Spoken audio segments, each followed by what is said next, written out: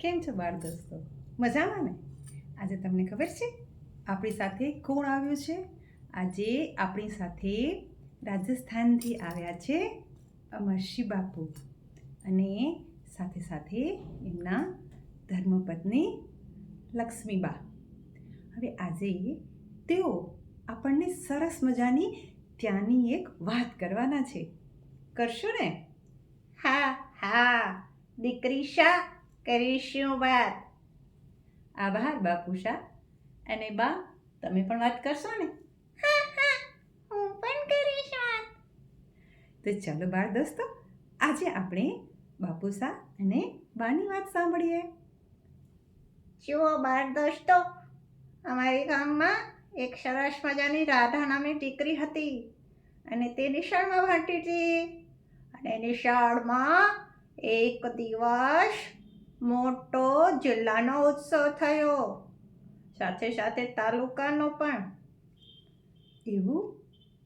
એમાં પછી શું થયું? બિન ખમો તો ખરા, જો બહુ સરસ વાત છે. ઓ બા, માફ કરશો, હું તો બહુ એક્સાઇટમેન્ટમાં આવી ગઈ કે શું થયું. હા હા સાંભળો પછી બેન બા. એમાં યુનિફોર્મ અને એવું સરસ મજાના ગણવેશ લેવાના હતા ને, તો રાધાબાઈ ના પાડી, કારણ કે એના ઘરની પરિસ્થિતિ સારી ન હતી. હા હા એના બાપુ મજૂરી કરતા હતા. એવું? પછી શું થયું? સાંભળો, પછી એણે હરીફાઈમાં રહેવાની ના પાડી. એના વર્ગ શિક્ષકે કહ્યું, કેમ ના પાડે છે? એણે કીધું, મારા પાસે પૈસા નથી કે હું હરીફાઈમાં રહેવા કપડાં. અને સાંભળો, એના બેને કહ્યું, તું ચિંતા ના કરીશ, હું તારા પૈસા આપીશ. એવું? પછી શું થયું? સાંભળો સાંભળો, પછી એ છોકરીએ સરસ મજાનું ભાગ લીધું અને જિલ્લામાં એનો નંબર આવ્યો અને એને 10,000 રોકડા મળ્યા. અરે, 10,000 રૂપિયા? આ તો બહુ સારી વાત કહેવાય. હા હા અને પછી એ છોકરી રાજ્ય કક્ષાએ રમવા ગઈ. એવું? જો બાળ દોસ્તો, તમારે પણ આ રાધા જેવા ડાયા બનવાનું છે.